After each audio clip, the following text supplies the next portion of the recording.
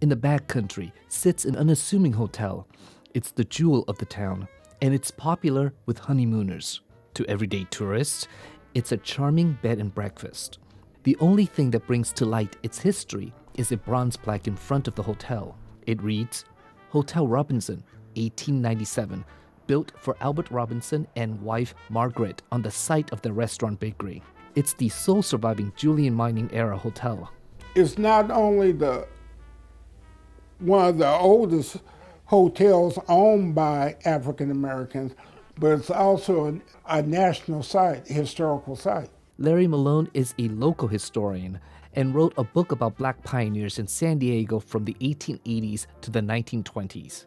You know, a lot of people were really surprised that Julian had that rich history of African American history in Julian.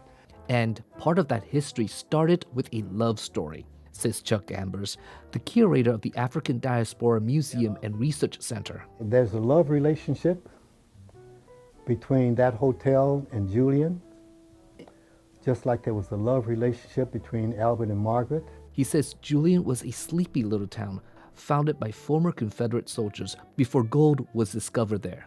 It was a little podunk city until Fred Coleman, part of the gold rush up in Sacramento, followed the geological formations down California, followed the San Diego River in Mission Valley back up to its source, hoping that they would find gold just like up in the Sacramento area, and he did. That was 1869 and started the first and only gold rush in San Diego. Go west, young man, there's gold in them hills. The gold rush brought many black people to Julian because of the opportunities there.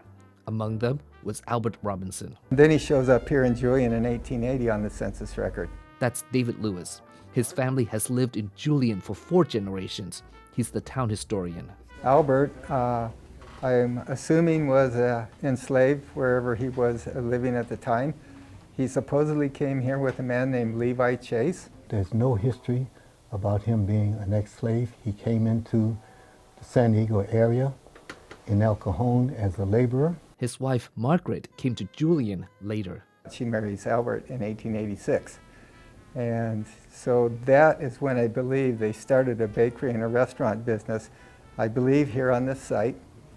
And they ran that from 1886 until 1902 when they built this hotel. What's fortunate for them, their property, that little restaurant, was right across the street from the city hall where the Butterfield stage line coming from Arizona brought travelers. The town hall was also the social hub of Julian.